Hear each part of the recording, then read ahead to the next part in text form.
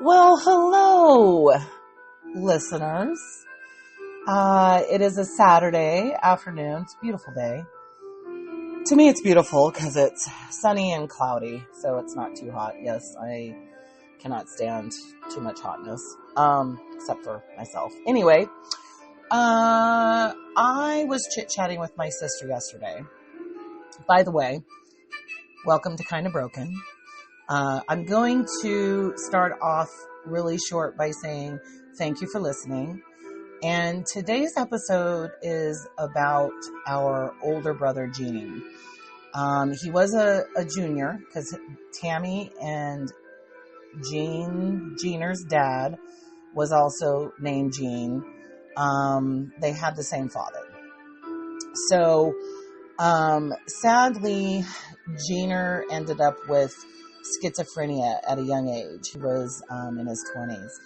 And this is just a little bit of stories from Tammy, because she always said that he was her hero.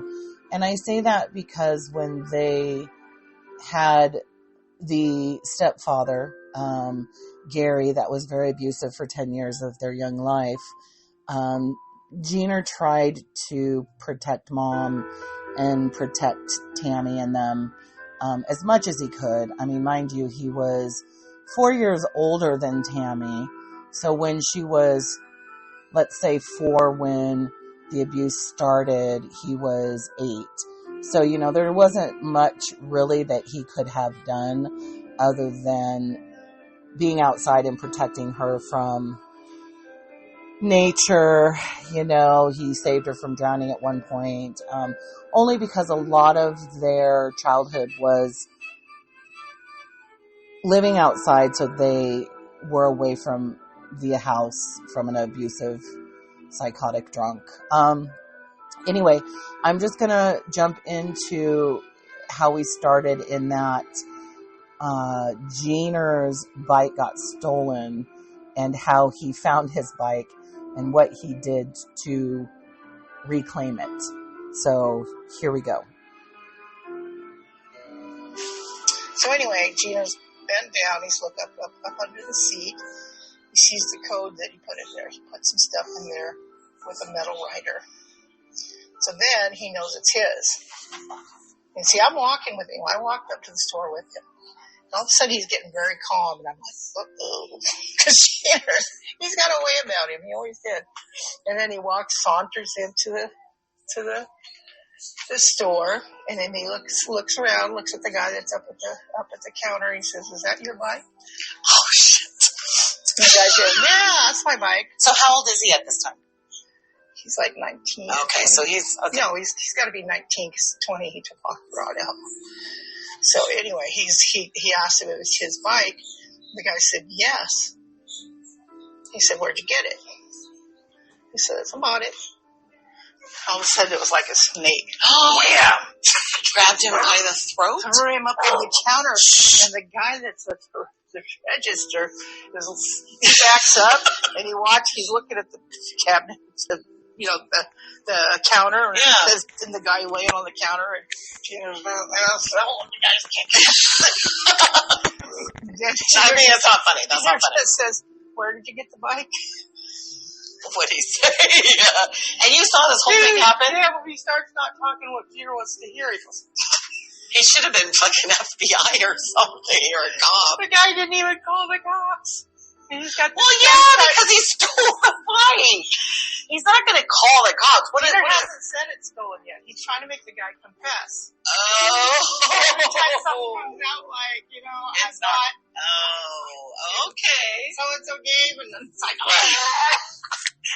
So basically he knew. He was just like, okay, I'm going to just get it out of him. He's got to say it. He wanted him to say it. Oh my gosh. Finally the guy said it. I'm sorry. Sorry for what? I don't remember what he said after that, but it was something smart ass. Oh my God. It had to do with the paint job. So if he's 19, you're 15, and so you're watching this whole shabacle, and you're like clapping your hands. I'm watching for police. That's my brother.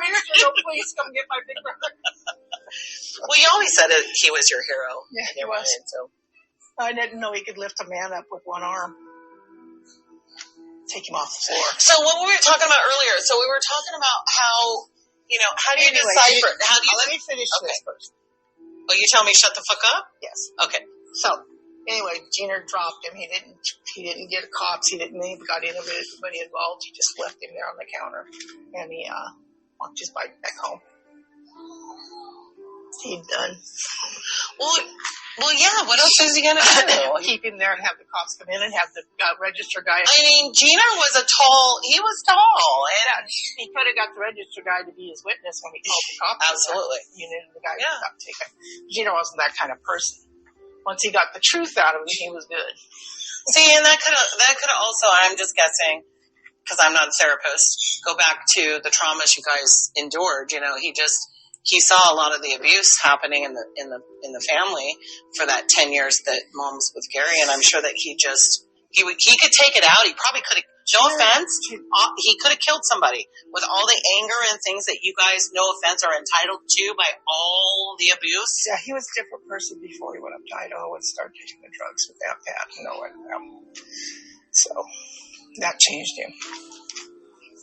But anyway, when he because of who he was at the time, Gina was never a vengeful person. But he was honest John.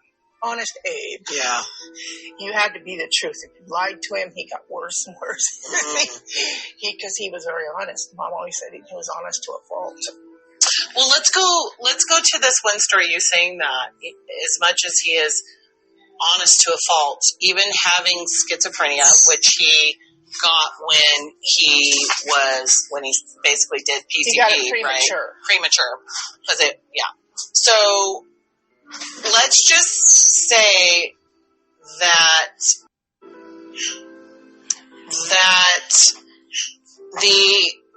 so schizophrenia, do you think that if he would have been that age, being in that relationship with Gary, he would have hurt him badly if he would have already been into schizophrenia, as far as that goes? Or I mean, because some of the stories we have, Tammy, it's like you never really have stories of Gene being mean. I told you about when he brought the brake drum down over Gary's head. Gary had a big knot like an egg. Literally looked like an egg. Right here where he cracked Gary's forehead. Okay, again, I have DRS. Don't remember shit, but even if I did remember it, I'd like you to explain it again. We came back from Kansas, and Gina was 16 at the time. And he tried to pull that on Mom again. And then we all stayed in the camper because we were in Dave's house. And we were trying to get back the house up on 117th, which is the house we had. She doesn't want sex. Stay away. Anyway.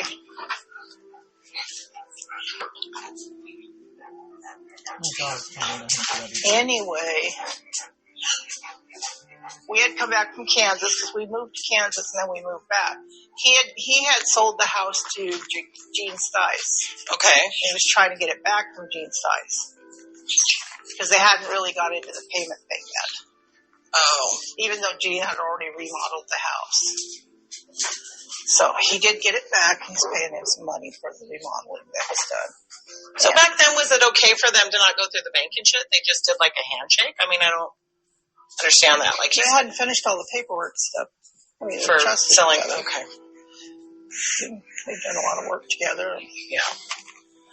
Anyway, so we were trying to get it back, so we're staying in Dave's house. Dave moved in with Marie, his future wife. Dave is Gary's brother. Yes, his little brother.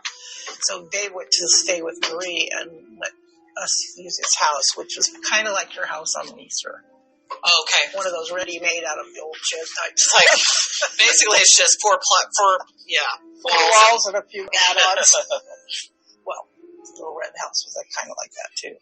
Anyway, we were staying there, but because it only had the one bedroom, it had two bedrooms. It was a two-bedroom, but they were really box small. Put the two boys in that bedroom in the house, and then him and the mom stayed in another bedroom. And then us three, me and Mark and Gene, stayed in the camper, which was a custom camper, so it was kind of really big. We all had. What does that mean? Custom camper? It was kind of big. To you, you're tiny, right? So I would think you that. See, Eric's couch. Back then, they didn't have custom stuff. Really, you had to request it. Eric's truck is custom. It's long. It's long. Okay. Now the custom camper that would go to that was about as long as this, past the end of the truck. So we're talking 5 feet. Past the end of the truck. Okay. And it went down farther, not to the ground. It was up high. So it was like a little box.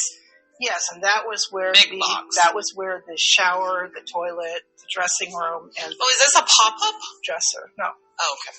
Anyway, you could go in the sliding folding door, go inside and shut it, and you had a huge wall of drawers. Okay. On one side. The other side had, you could walk in and stand up shower, or you could sit on the toilet, because the toilet was in the shower. Well, you're making it sound like it's small, but it gave you all the amenities. This is only at the end of the custom, those were all there. Oh.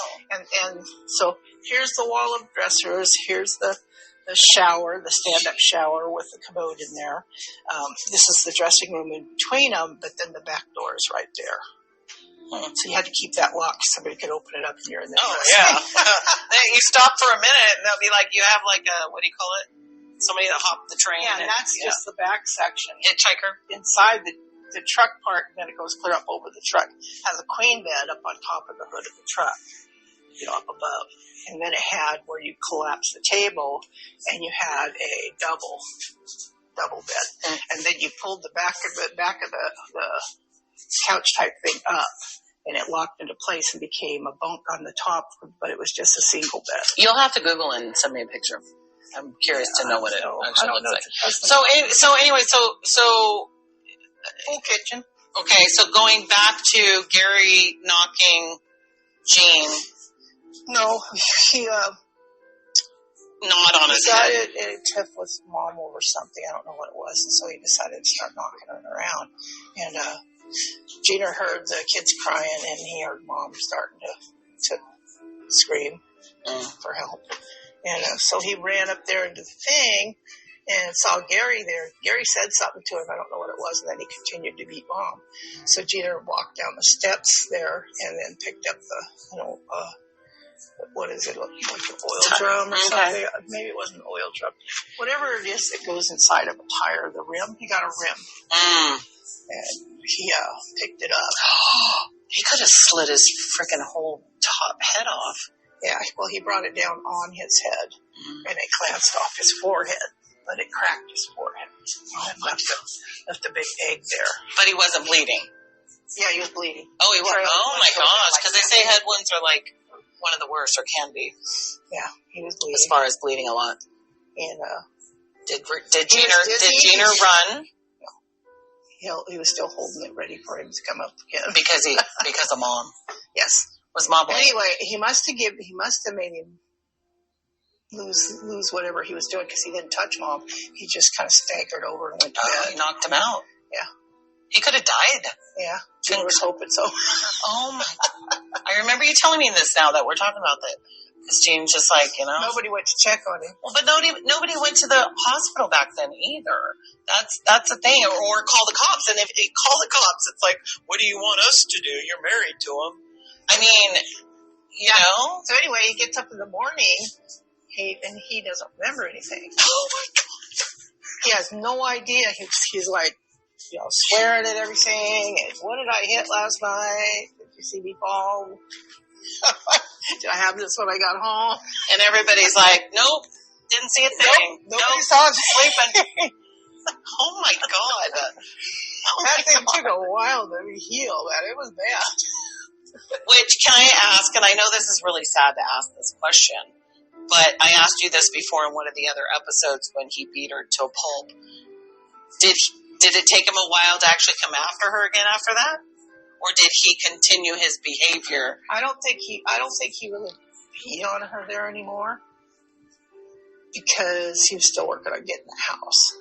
He had just went out on a wild drunk. When he came home, he started beating on her. But things got serious. So it's almost like things were so bad. I mean, I know I'm picking this apart. It probably sounds stupid. But I like, though, that when you looked at Gina's face, in his eyes, what it looked like was... Because you knew what he was doing. He was proud of doing that. Did you guys ever talk about it? That's, I guess, my question. Yes, he told me that it wasn't a good thing because he missed. He was supposed to be dead. Yeah. He had to put all that effort in finally. So he had guilt because he didn't end the pain that Mom was and all of you guys were going through. That is so sad.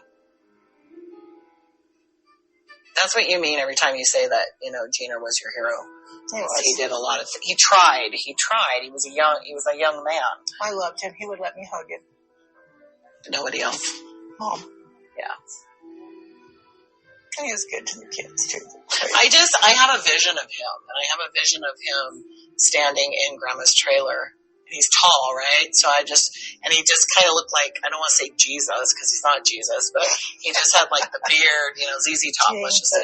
But long, stringy hair, yeah.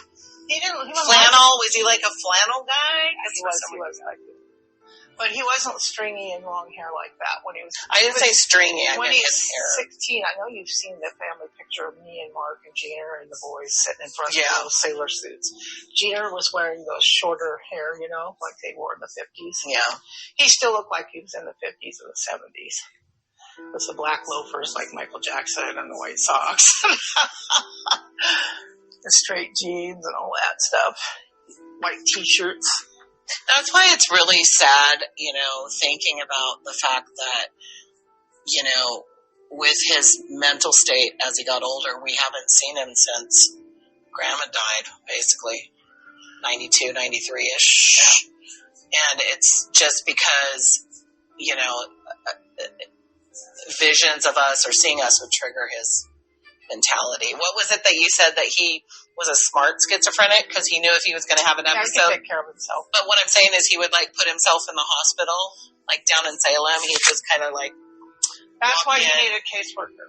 He didn't need a caseworker to take care of his bills or to take care of where he's going to live or tell him how to get groceries, nothing like that. He knew how to do What he needed a caseworker for is to keep him on those medications. Right. Because he would go off of them instantly. And a caseworker is kind of like a probation officer that will check up on you all the time to make sure you stay on them. And so when he would go off of them, that's where he's sharpening the belt buckles and swinging it around, going out in the middle of the street, yelling and screaming, all kinds of stuff. Did he did crazy shit in front of you that you were like, oh my God, but he would shove me in front of traffic. What? When we came through the Portland Tunnel right there. As soon as we got up there. Portland Road? Yeah. We're coming out from the tunnel, we're heading towards Grandma's. And as soon as we got past the bull spot, that rail and stuff, that cement rail and all those things. Where it's opened. He looked back, saw the cars coming, and he shoved me out on the road. The good driver knew how to pull his brakes on. You mean a car actually was right there? Yes, they got stopped. Tamara Sue. That's when I knew he wasn't just my brother anymore. There were because he wouldn't, in his right mind, hurt you. Right. But he wouldn't hurt you. In his right mind. It did scare the shit out of me. Well, yeah. Still walk home with him. Did you have a conversation? I'm just curious. No. Why'd you do that? Or you just kind of... He didn't even think about it after it was done. It's like having Tourette's or something. Instead of swearing. Well, so I remember you saying this. I remember you telling me a story where he turned into somebody named Rosie or Rose. No, it was that young girl that won at the Olympics. Okay, tell me the story prior to this because I'm not sure. Okay. What do you mean? How did you see him switch? Wasn't it over on 25th Street? I can show you better. Oh, no. But the people are listening, so you have to explain this. Okay, people, I'm going to demonstrate to my sister. I'll try to explain it.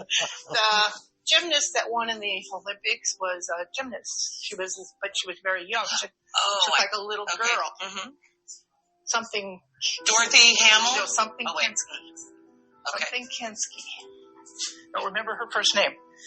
But Gina's doing his thing, he's talking to Mom, turns around, turns this way, and all of a sudden he's Like a ballerina? No, he's on the balance beam, trying to get on the balance beam. And he's like, his arms are straight out, and he's balancing himself sideways on a balance beam. Yes.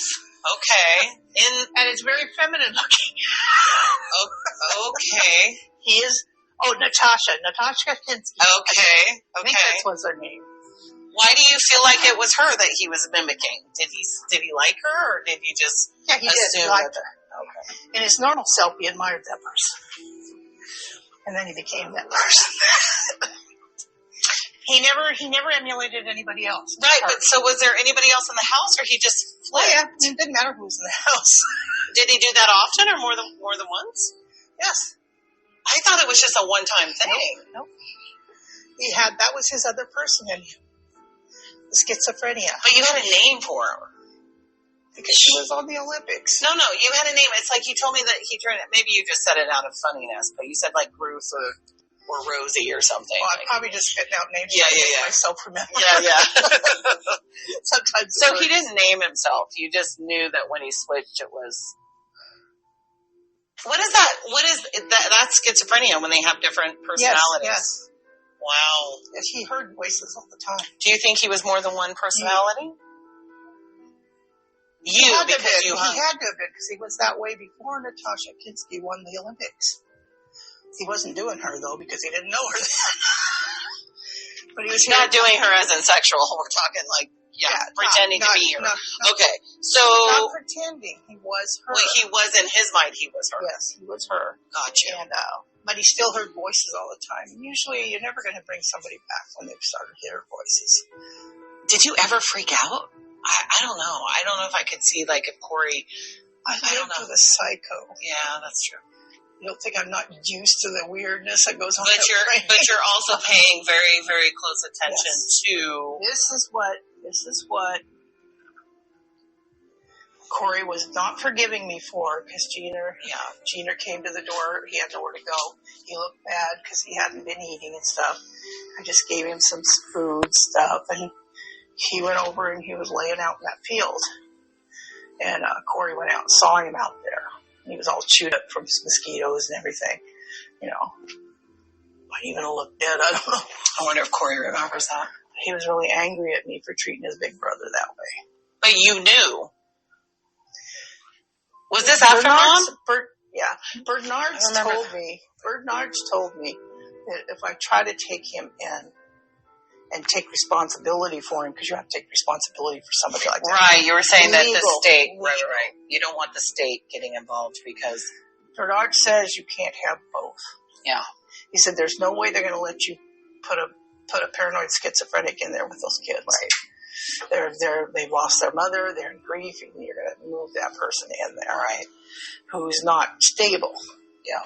There's no proof anywhere that he was ever stable other than keeping his own place. But they'll give kids back to parents that, aren't stable and just let their kids run around. I didn't want to do that because I believe I was going along with Bernard's. I knew it was going to be a big deal if I took him in. I was not going to have time. You were already, Tammy, you're 23 years old when Mom died. So it's one of those things where do you pick your grown-ass brother that is 4 years older than you?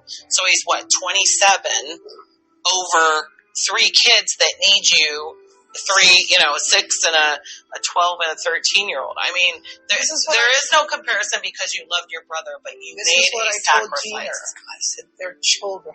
You're an adult. You can't. Did you have a discussion with him? Yes, I did. But he still was pouting, and he still went over later. You know why? Because he wasn't in his right frame of mind. He was slipping. Yeah. But I still told him why. Yeah. Because you knew he'd remember at least at some point. Yeah, because I said they're kids. I wrote kids. They need somebody. They can't just go anywhere. Well, if he's trying to, no offense, shove you into traffic, let's just say we weren't there. He could have still moved in. It doesn't mean you'd be alive today. Because he could have just flipped. Yeah, but there was another... Not laughing because it's a serious thing. Yeah. Kimmy was only 2. Yeah. And she was just sitting in the playpen. And he was letting her hang onto his finger, and then he would raise her as high as he could possibly go. And wait, and then when she up in the air? When she slipped out of his fingers, he would try to catch her like that. And This one, we almost actually came to physical confrontation. Oh my gosh. Because, I tried to take her away from him, and he was just saying he wasn't doing anything wrong. And I said, in his mind, he didn't think he was. He thought he was going to always catch her. Yeah. But he's easily distracted when he was in that condition, so. Well, I don't care if you're distracted or not. That is not, especially just using your fingers to pick them up because they're gripping. They could let go at any minute. You don't know. Yeah. It's. Well, you're a reasonable person. You see the reasonable part. That's what I'm saying. He did not see it, but Yeah. Did you ever see him actually drop her? No. But he probably didn't do it often. Yeah. It was like Clash of the Titans. Oh my God. He'd look at me before he went near the plate pin, and then he stay away. So you said you had confrontation with him. Did you actually have a heated one-on-one? I was up in his grills. Okay, because I had my hands on Kimmy, who he had still holding in his hands. So, and he was trying to. He was trying to pull her, and I shit! And I just looked him in the eye. He knew I wasn't. He knew me too. He knew how stubborn. So he knew not to fuck with you, basically. Yeah, he knew how stubborn I was, and so he had. I kind of can see me and Corey doing that. Like, if I gave him that look, he'd be like, "Oh, don't want to mess with her." Or vice versa. But, yeah. Wow. But, okay, so. Mom was alive during that happened. She wasn't there. She was home. She was with Grandma. Right. And so what I want to ask, because there are those memories that I have of him around a lot. Did he come around quite a bit? Because I picture him sitting at the table. I picture him kind of walking through the house, not really sitting at any given time. Mom always kept open house for him. Even around us she kids. Couldn't have him. That's why Corey always says he remembers the chain. He would swing the bicycle chain and just keep going back and forth, like forward and then backwards. Not a bicycle chain. And Corey said that was one of the little coolest silver things. beads that hold the plug in the tub. Chain for a little tiny person that looks like a chain. He had a long one like this, and they came together, and he used those. Well, I see it too. I see it in you doing that. I see it in Grandma's trailer, where her kitchen table is. I kind of see him sitting there. That's why I told you. Remember the fidgets thing they do? They spin. Mm-hmm. Remember I told you that Gina invented that first. Yeah, he used to use the chains like this. He did his little wow. I don't know. We need to talk about Gina more. Only because keep his memory alive. Yeah. If he hadn't gone to Idaho, he probably would have had another good. But you know what? I will kind of sit here in defense of whatever occurred and whoever he was with at the time. In that you don't know that it would. Feed the dogs. Damn it. If you finish this, just let me know you're going. Otherwise, I'll remind you in an hour. Okay, thank you. Thank you, Ziggy. In defense of whoever was with him and whatever had happened, it could have happened anywhere. We don't know that that was what caused him to go. He stayed in Salem because of Mom. Yeah, but you don't know that he wouldn't have done like a hit of PCP down anywhere. So it's not really blaming him really for going to Idaho per se. It was his life choices and what Let's just say I think his chances would have been a lot better if he had stayed in Salem. Really? He had steady jobs and everything, and he was keeping up everything. Mm-hmm. He was not broken down. So why did he go to Idaho? He got an invitation from Aunt Pat to come up there. So it was she had a big pot farm in her backyard. And stayed with Noah in a trailer. No, it was cousin Noah. Yeah, I think that's Uncle. Yeah, it's Uncle Ace's son. Yeah. So he's a cousin. Yeah. So he just basically kind of went down the wrong. He only tried it once. Yeah. That's all it took. Yep. Flooded everything out of it. That's what I was saying. It'd be very interesting to me because even though you have different dads and stuff, right? We have the same blood, but different dads with you and Gene, and then we're all Jamie and Chuck. There's like a cluster, right? We're all found under a rock. But anyway, it makes me wonder, and I've said this to you before in some recordings, how nobody on that side, maybe they don't want to talk about it. I don't know, but it's hereditary in the male gene. So I don't understand why it wasn't something that they... Third generation. Right, third generation. So why isn't it that somebody is trying to figure it out? Like, you know, like if... I don't really think they cared about Grandma's family. It was her brother, Grandma's brother. Oh. So it's not a direct line through her bloodline. It was just, you know, it was in that family. And they were not called The Graffs. Right. They were goats. Goats was the last name? Yeah. Oh. Goats. It's like Goetz, something like that. And so she had a large family. I have a picture of her family, all of her sisters and brothers and everything. They were a huge family. Yeah, because you're going through the ancestry stuff. Yeah. So well, I appreciate some of these. I have to tell you, whoever's listening, you know, there's times where you and I, Tammy, talk and you start telling me these stories. I'm like, oh my God, where's my phone? What the fuck? I need to record this shit. So if you hear like certain segues of quietness, which could be a dog or somebody licking themselves, which I mean dog, we break it down. So I apologize for those breaks in our recordings, but to me, it's worth it because once you get started in a conversation, I want to keep going.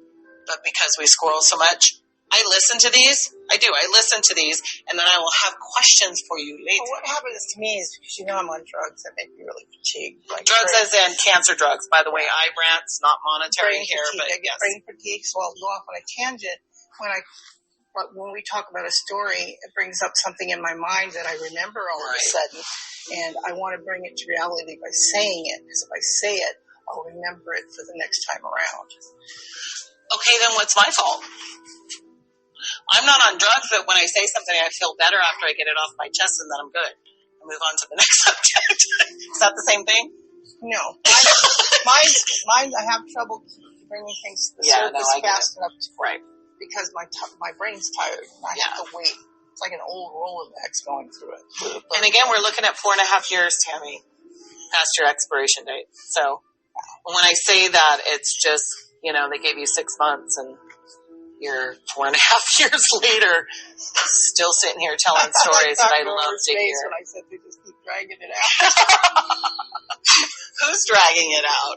You're the one doing it. You're taking care of yourself. I told her, I said I got rid of my mixing bowls. Yeah. My mixer. I got rid of some of my cookware. I thought I had 6 months and I needed to get it planted. I know, and you're starting to give shit away, and you're like, I want it back. Yeah, I get down on a year, and I'm like, okay. Well, it's okay to have them give it away because I could drop dead tomorrow. Well, and the second year. So the humor in this family, honestly, is you get rid of your $600 whatever mixer, right? And $6.99. Oh, was it $6? I was kidding. Okay. Hey, hello. And then all of a sudden, you know, you live past the next year or two, which is great. We love it. And I have to go through the holidays with nothing to make my kids. But all I could say is I gave you an ornament that was fun, and I thought maybe that would be okay. You can't use it, but do you remember the ornament I gave you that was a mixer, or did you just throw it away and not? It's probably in there. It's pink. It's probably. A lot of times you guys give me gifts. I have nowhere to put them, so I just leave them in the bag or the box. Oh my God! And I stack them up there. Jesus, I don't want to put them anywhere. What if I thought it was cute. I give everybody ornaments every year, and it was a little mixer, and I thought you would have got a kick out of it. Maybe I did.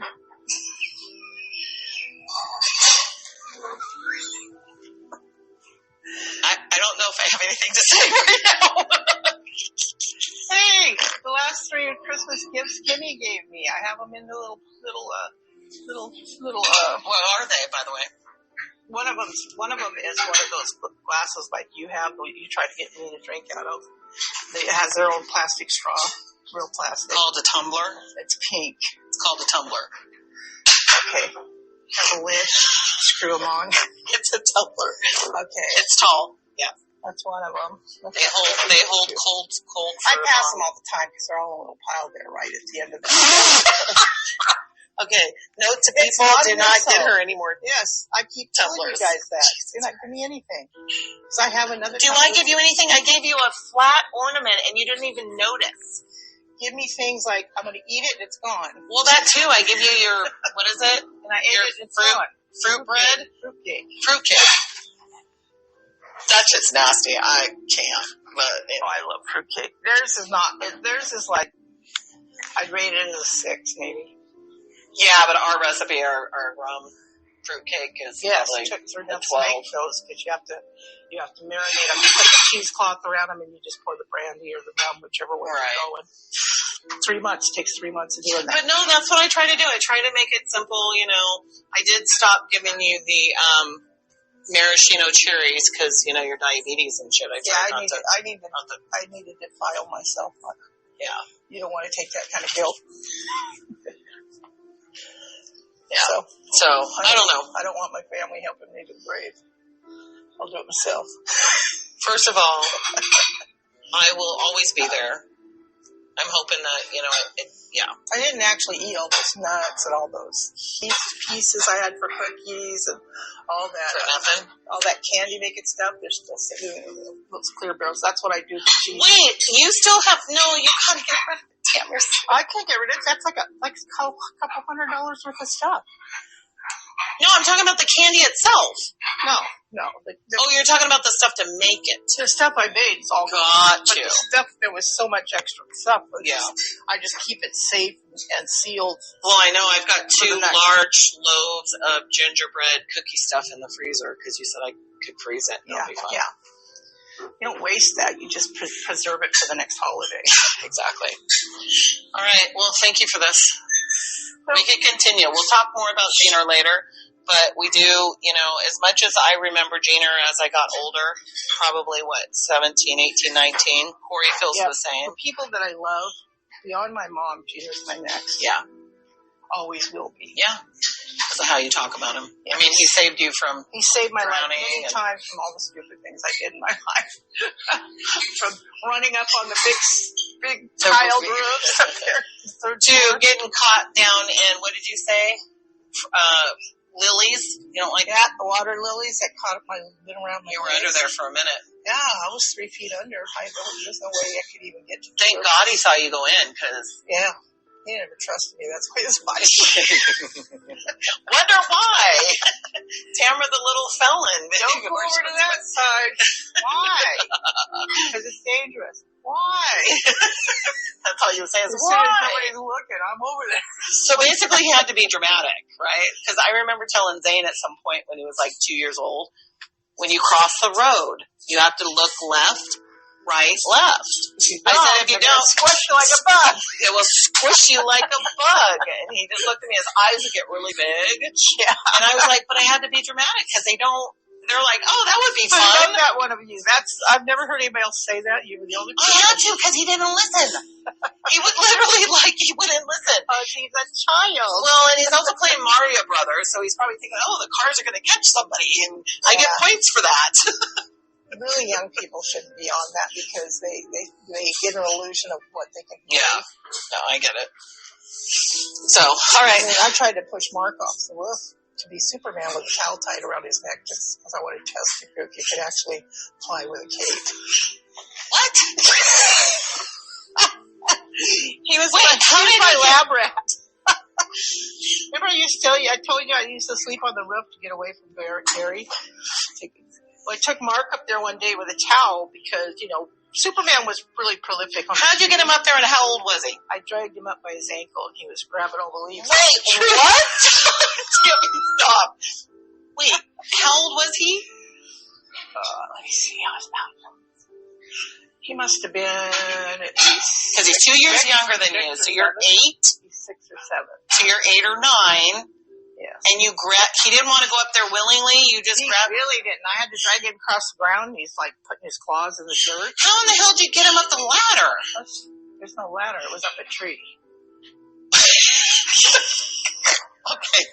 I was Tamara. professional at climbing trees. With something in your hand? Remember I told you I used to sleep in the tree? No, I know that. But you didn't tell me you're climbing like a fucking monkey. Yeah. I grabbed a hold of his ankle because he wouldn't go and drug him. I only drug him only 4 feet on the ground. That's when he refused to go. And then I went up and, it's one of those poplar trees. I don't know if you know what a poplar tree is. Oh, where they're really they're really tall. Yeah, but they have big branches that are like lower and stuff. I mean, they're not really big branches, but they're sufficient that you can go up. And I was just holding him under here like this and going one at a time. It was slow going. And he was screaming and grabbing all the leaves off the ground. How did he not knock you off the there? It's funny. Oh, you said he was a tiny baby, like a tiny. He's tiny kid. He was little anorexic looking thing. Anyway, he saw the towel. I know he thought something bad was going to happen.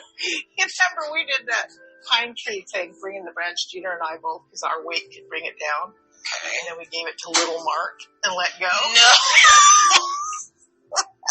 He was sailing up into the air, screaming. Tamra! Hey, my older brother. Is that what you mean by lab rat? He was just... Wait, I don't... Okay. Hey, I saved him, too.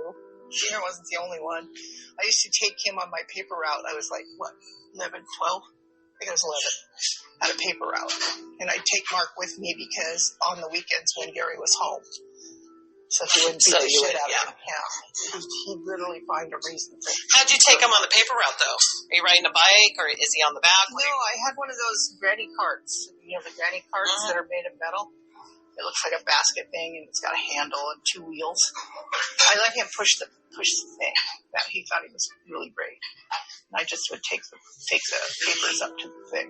And sometimes every once in a while, I'd take the paper up to the house. So a lot of the times it was you and Mark, because Diener's older, right? Yes. So you're I was trying to keep Mark. But you didn't have to get Jamie and Sean out of there because he didn't do anything to Jamie and Sean because that were his kids. Yeah, and I kind of owed Mark because I took him with me to dangerous things. Anyway, what do you mean you owned him? I owed him. Oh. I took him down a ravine. It's a place I always went to, and I went across a ravine. It's like an island down there. There was like a big stream, but it's all really close to being a river because it was so big. And it had been raining and it flooded. So I couldn't get across to the island thing very well, so I pulled down a branch and he used it to climb across. And I told Mark to come with me. So he gets up there and he's trying to come, and he gets to almost the middle and then he starts panicking. He's panicking and screaming and saying he wants to get down. He slipped. Yeah, but you're little, so the branch couldn't be that big. It was big enough. It's just a sapling thing. You could pull it across. And it would go across because it was kind of like partially down anyway. It's not like part of the way over the river. Right. So anyway, Mark lost his whole hold. And the river was violent. It was like, no. So, and I jumped right in. Didn't even think about it. I wasn't even a good swimmer. So he fell. He fell in. And I grab him and start taking him to the shore. And he's fighting me and going back the other way. And I'm like, God, I want my hat. I want my hat. Somebody knitted him a little green and white beanie. That's all he's worried about, right? Okay. And he had a big pom-pom on the top. Looks ridiculous when he wore it because he had such a little skinny head. Is there a picture of him? No. Oh, thank God.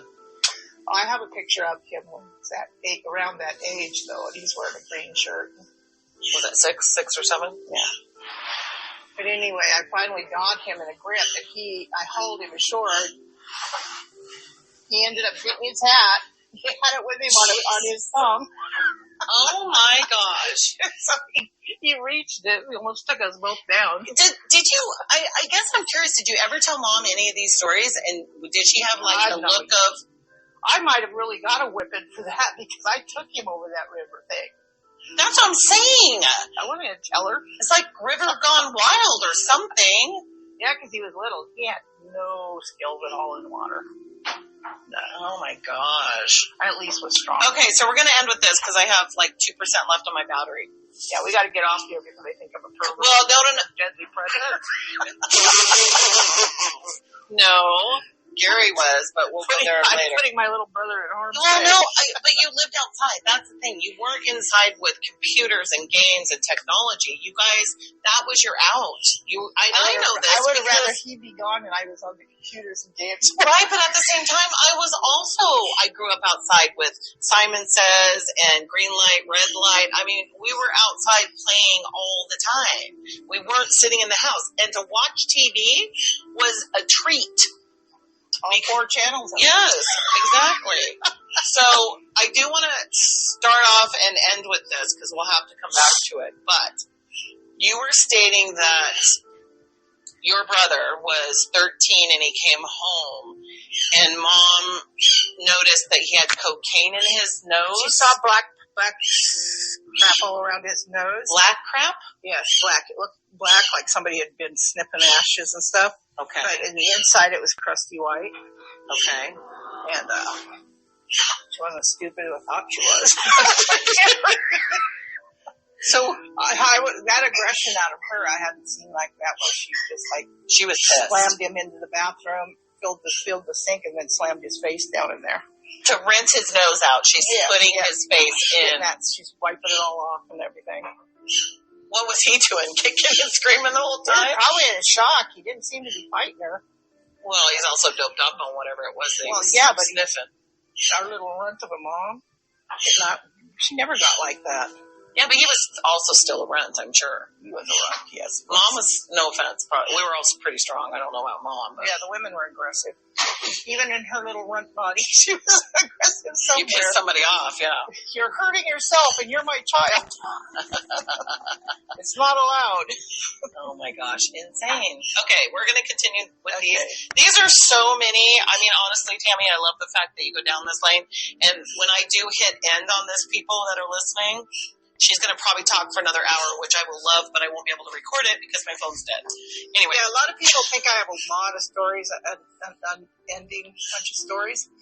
It's a continuum. I'm just like everybody else, except I remember every story. Yes, that is the thing. They don't go on because I can remember, I will say this, I remember like an instant where Corey and I walked across the street from Forestway, and it was behind Circle Jerk, right? And there was that creek. Well, he said, I love you, Corey. Is this the poo in the underwear? He said he had to fart. You saved him. That's why he thinks you're his. But I have to say that, he did, if I remember correctly, he'll probably have another version of the story. But I just remember telling him, it's okay, go ahead, just fart. And he did. You encouraged. I did, but I was like, go ahead and fart, because he made it sound like it was like a big extreme thing. I'm like, we're outside, wasn't it? Well, I didn't know he was shitting himself. So anyway, I said, just get rid. I know that I probably told him get rid of the underwear. Just throw the underwear away. Back then we're poor, so I think there was some hesitation there in wanting to throw away. But I don't know, for some reason now that I'm talking about this out loud. Like, maybe rinsed it, but he couldn't. He probably tried to. Yes, but he couldn't, so I'm just like, you guys were still kids. Yeah. That's hard enough when you're an adult. What do you do when you come back with no underwear? I mean, come on, you don't have baby teeth here. But still, you don't want to get in trouble for not. Mom always got packs of underwear. I know, but still, I don't remember that. I just remember the vision of being over by the creek and him saying he had to fart, and it just ended in a little bit. Yeah, Mom always made sure we had clean, new underwear and good shoes, even if we had to wear secondhand clothes and stuff. Well, I think for you that is okay, but for us, we had the hand-me-downs. We had the Jamie and Sean. To start with, that's because nobody wanted to bring you guys clothes. At that time, you weren't even adopted. Right. Mom didn't legally adopt us until 1975. But she had a lot of little boy clothes. And I was what? 7? So, yeah. So it's like 7 when you finally were, but you've been with her since you were 4. So. Yes. No, yeah, because even Grandma. But even you said, like, the little onesie that Corey had, they cut the bottom off with the string, and then they cut where you would cover the hands so they would. Tag in the back for a 1-year-old. Yeah. So where you would cover, they'd have mitts on the thing. They cut them out. And they cut him out and then cut the bottom off, and that's pretty much what he lived in. Kind of reminds me of Ebenezer Scrooge, the little one thing. Yeah, the nightgown. Yeah. Yeah. So, all right. Thank you for listening. Just tune in for more. Tapping out.